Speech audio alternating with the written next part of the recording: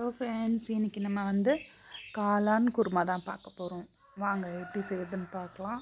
Already நான் ஒரு video போட்டிருக்கேன் காளான் வச்சு. அது நம்ம ஊரில் விளையிற காளான். இது பேக்கெட் காளான். இதுக்கு நம்ம காளான் வாங்கி நல்லா க்ளீன் பண்ணி வச்சுக்கணும். மேலே இருக்க ஸ்கின்னை எடுத்துடணும். 2 தக்காளி ஒரு வெங்காயம் எடுத்துட்டு நம்ம ஸ்டைலில் டக்குன்னு கட் பண்ணிடணும். அதுக்கப்புறமா அடுப்பை பற்ற வச்சு அது மேலே ஒரு வானல் வச்சு அதில் எண்ணெய் ஊற்றிட்டு கொஞ்சமாக சோம்பு, ஒரு துண்டு பட்டை, ஒரு 4 கிராம்பு, ஒரு அன்னாச்சி மொக்கு, பிரியாணி இலை, இது எல்லாத்தையும் போட்டு நல்லா பொரிஞ்சதுக்கப்புறமா நம்ம கட் பண்ணி வச்சுருந்த வெங்காயம் போட்டு நல்லா வதக்கிக்கலாம். அதில் ஒரு கொத்து கருவேப்பிலை போட்டு நல்லா வதக்கிக்கலாம். வதங்கினதுக்கப்புறமா கொஞ்சமாக இஞ்சி பூண்டு பேஸ்ட், 1 ஸ்பூன் இஞ்சி பூண்டு பேஸ்ட் போட்டு நல்லா வதக்கிக்கலாம். அது பச்சை வாசனை போகிற வரைக்கும் நம்ம நல்லா வதக்கிக்கலாம். நல்லா ப்ரௌன் கலர் ஆகிற வரைக்கும் வதங்கணும். வதங்கினதுக்கப்புறமா நம்ம கட் பண்ணி வச்சுருந்த தக்காளி, 2 தக்காளி பழத்தையும் போட்டு நல்லா வதக்கிட்டு அது கூடவே கொஞ்சம் மஞ்சத்தூள், உப்பு, கல் உப்பு சேர்த்துக்கோங்க. சீக்கிரமாக வதங்கிடும். நல்லா வதக்கி விட்டுட்டு கொஞ்ச நேரம் சிம்மில் வச்சு மூடி வச்சிடலாம். குருமாக்கு தேவையான பேஸ்ட்டை ரெடி பண்ணிக்கலாம் வாங்க. அதுக்கு கொஞ்சமாக தக்காளி, ஒரு 2 தக்காளி, ஒரு சின்ன பீஸ் தேங்காய், ஒரு பாதி வெங்காயம், ஒரு 2 பச்சை மிளகாய், கொஞ்சமாக சோம்பு போட்டு நம்ம ஒரு பேஸ்ட் பண்ணிட்டு வந்துடலாம்.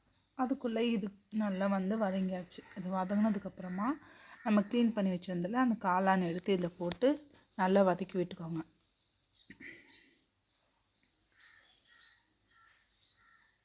நல்லா வதக்கிட்டு அது கொஞ்சம் சுருண்டு நல்லா வெந்து வரணும். அது வரைக்கும் நல்லா வதக்கி விட்டுக்கோங்க. அதுக்கப்புறமா கொஞ்சமாக மிளகாத்தூள், 1 ஸ்பூன் மிளகாத்தூள், கொஞ்சமாக சிக்கன் மசாலா, இது ஆப்ஷனல் தான். வேணும்னா போட்டுக்கலாம், வேண்டானா விட்டுருங்க. நல்லா மிக்ஸ் பண்ணி விட்டுட்டு நம்ம ஆல்ரெடி ரெடி பண்ணி வச்சுருந்தோம்ல பேஸ்ட்டு, அதையும் இது கூட போட்டு நல்லா மிக்ஸ் பண்ணி விட்டுக்கலாம். அதிகமாக தண்ணி இல்லாமல் கொஞ்சமாக நம்ம அரைச்சி வச்சுருந்தோம் ஜாரில் கொஞ்சமாக தண்ணி ஊற்றி அலசி ஊற்றிக்கலாம். ஊற்றிட்டு இது எல்லாத்தையும் நல்லா கலந்து விட்டு மூடி விட்டுடலாம். மூடி வச்சு அதை வேகட்டும். அதுக்குள்ளே நம்ம சப்பாத்தி ரெடி பண்ணலாம் வாங்க.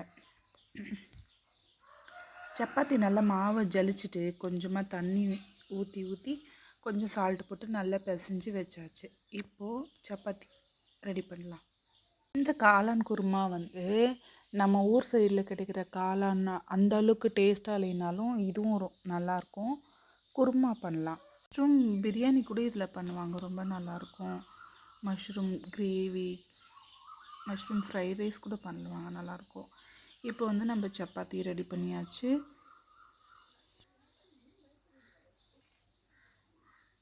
சைடில் பார்த்திங்கன்னா நம்மளுடைய குருமாவும் ரெடி ஆகிடுச்சு. நல்லா மஷ்ரூம்லாம் வெந்து வந்தாச்சு. இப்போ நம்ம மேலே கொஞ்சமாக கொத்தமல்லி எல்லாம் தூவி இறக்கிட்டு டேஸ்ட் பண்ணி பார்க்கலாம், எப்படி இருக்குன்னு பார்க்கலாம். நீங்களும் இதே மாதிரி செஞ்சு சாப்பிட்டு பாருங்கள். எப்படி இருந்துச்சுன்னு கமெண்ட் பாக்ஸில் கமெண்ட் பண்ணுங்கள். வாங்க சாப்பிடலாம். தேங்க்யூ, பாய்.